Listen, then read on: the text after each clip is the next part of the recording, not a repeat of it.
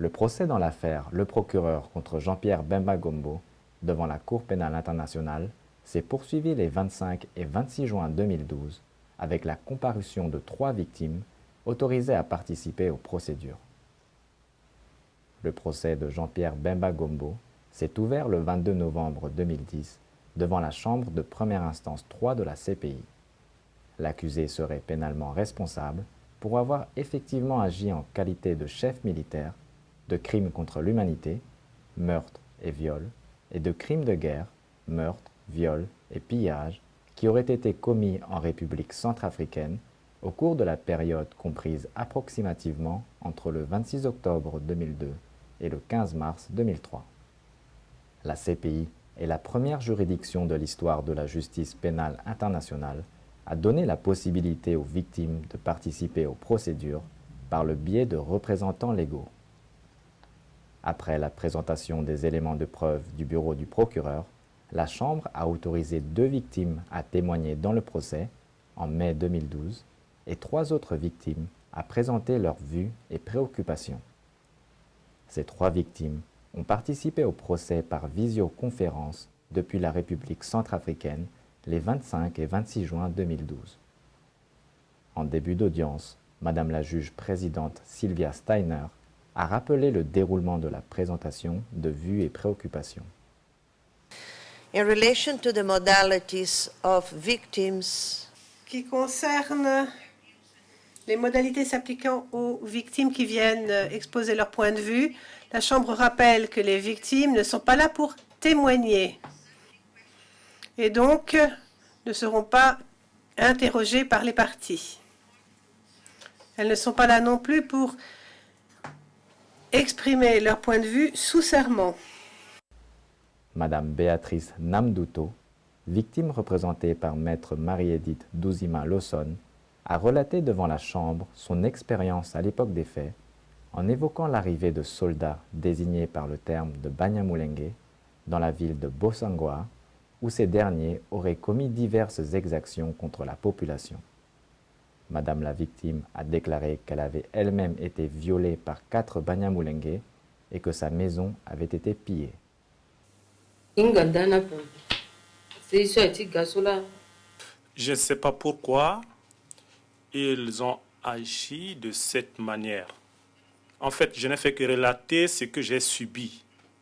Ils se sont mal comportés contre moi. Je me demande si c'est comme ça qu'ils agissent dans leur pays. Dans notre pays, il n'y a jamais eu un tel acte. Introduire un canon d'armes dans un vagin, en tout cas, c'est inadmissible chez nous. C'est parce que nous sommes dans une procédure judiciaire que je suis obligé de relater tous ces faits. Avez-vous pu refaire votre vie? Oui, j'ai rencontré un homme. Après ces événements, nous avons eu 2 enfants. Pourquoi il est parti?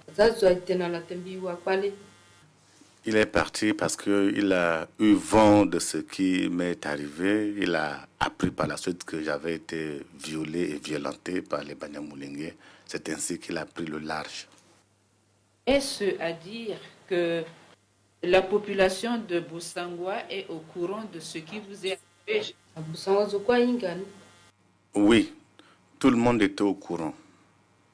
Tout le monde en était informé, à tel point que je ne pouvais pas me promener parce que j'étais stigmatisé, j'étais montré du doigt. Tout le monde me montrait du doigt comme étant victime de viol.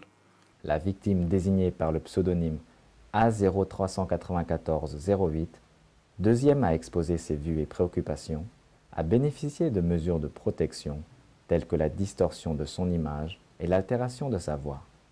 Également représenté par Maître Douzima, il a notamment évoqué l'occupation et le pillage de sa maison par des Banyamulenge qui auraient investi sa localité au moment des faits.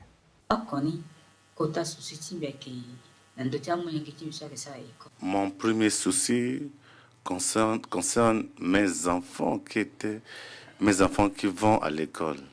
J'ai perdu tout leur manuel scolaire. Pendant les événements, je ne pouvais pas, après ces événements, je n'ai plus les moyens d'acquérir d'autres manières scolaires afin d'aider mes enfants à continuer leurs études. À voir physiquement mes enfants, vous pouvez voir qu'ils étaient mal nourris. Je n'ai pas les moyens de m'occuper d'eux. Je n'ai pas les moyens d'acheter des médicaments afin de leur garantir un bon traitement.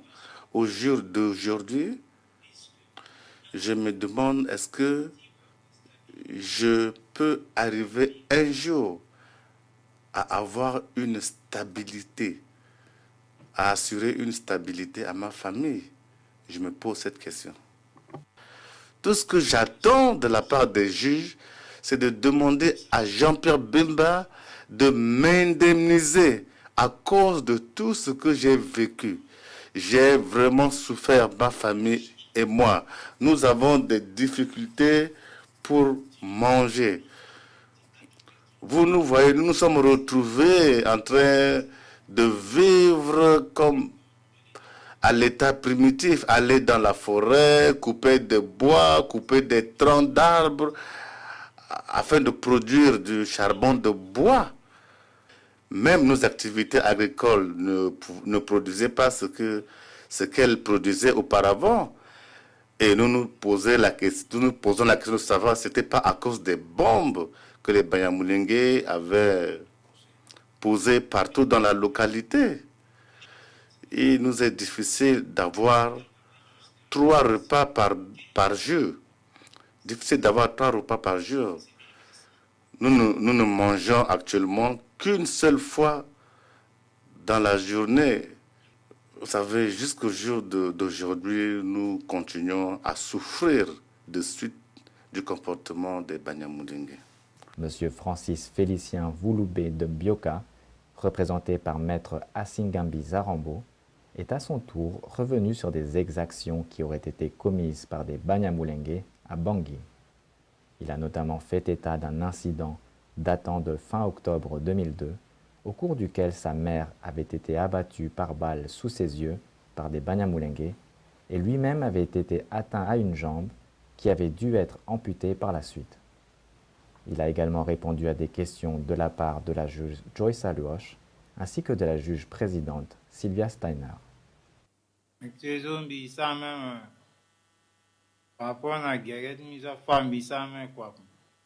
Actuellement, je suis sans emploi à cause de ma jambe qui a été amputée et je n'ai pas les moyens de reprendre une activité génératrice de revenus. Parfois, quand je me présente dans un atelier afin de demander à être embauché, je suis toujours rejeté à cause de mon handicap. Troisièmement, je suis membre de l'aumônerie catholique à l'hôpital de l'Amitié. Je fais des œuvres de charité de gens, débroussailler l'hôpital de l'Amitié contre une compensation de 1000 francs CFA par jour. I have one more question concerning the death of your mother. J'ai encore une question à vous poser à propos de la mort de votre mère. Donc vous êtes là, vous étiez là lorsqu'elle a été tuée, elle est morte devant vous. Qu'est-ce que cela vous a fait exactement? Quelles sont les conséquences que cela a eu sur vous tout de suite et par la suite? Donc là, je parle de la mort de votre propre mère à laquelle vous avez assisté. Lorsque ma jambe a été amputée, j'ai été transporté pour aller voir son corps à la mort. Mais je vous dis maintenant que Dieu est grand, c'est à cause des activités religieuses que j'ai pu avoir le moral. Et grâce au soutien du père Adelino, qui s'occupait de l'aumônerie catholique, ce prêtre m'a remonté le moral. I have one last question. J'ai une dernière question à vous poser. Comment vous sentez-vous maintenant, tout de suite, après avoir raconté votre histoire à cette cour? On m'y sentait bien. Parce que quand m'y sentais très bien, comme J'éprouve un sentiment de joie après avoir présenté mes vues et préoccupations. Je suis satisfait. Je tends vers la fin de ma déposition. Pour cela, j'attends de la Cour qu'elle fasse quelque chose pour m'aider à me procurer une autre prothèse. Et j'attends des gens de bonne foi qu'ils puissent m'aider à me trouver une maison dans laquelle je peux habiter. Voilà tout ce que j'attends de la Cour.